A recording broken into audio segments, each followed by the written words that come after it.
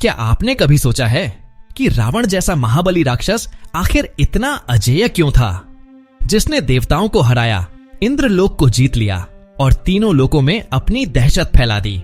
उसकी शक्ति केवल उसके ज्ञान या युद्ध कौशल से नहीं थी, बल्कि उन 10 अद्भुत वरदानों से थी जो उसे स्वयं ब्रह्मा, महादेव और अन्य देवताओं से प्राप्त हुए।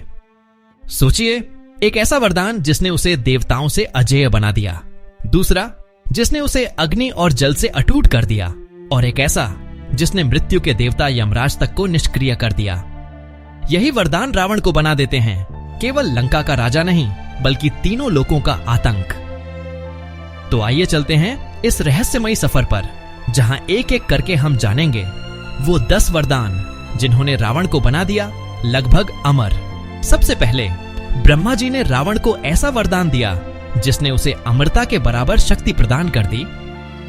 देवता, दानव, गंधर्व, यक्ष और किन्नर, कोई भी प्राणी उसका अंत नहीं कर सकता था। सोचिए, तीनों लोकों के महान योद्धा भी उसके सामने असहाय हो जाते थे। फिर स्वयं महादेव शिव ने रावण को प्रदान किया चंद्रहास, एक ऐसी दिव्य तलवार जिसका तेज स्वयं सूर्य के समान था।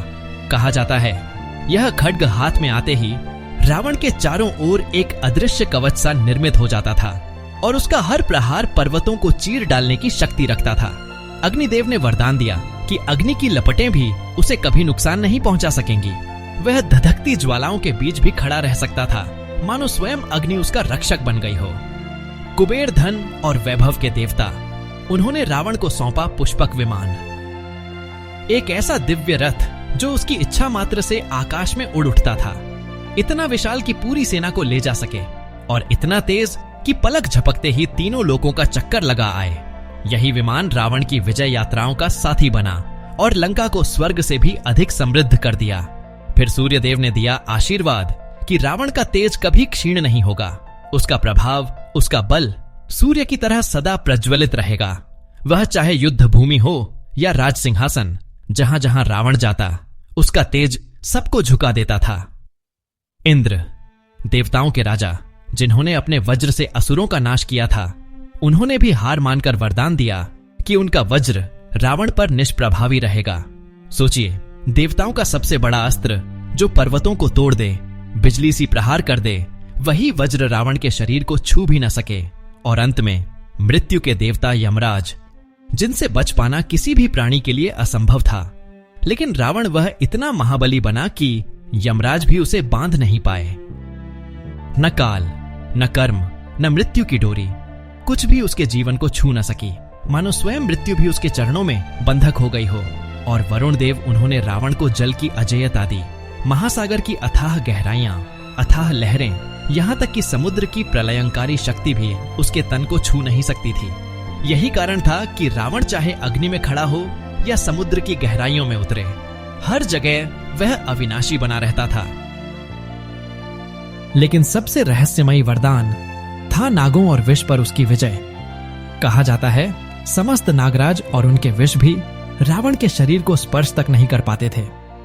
कुंडलिनी सी ऊर्जा उसके भीतर प्रवाहित होती थी और उसका शरीर मानो अमृत से भी अधिक अमर्यादित हो चुका था।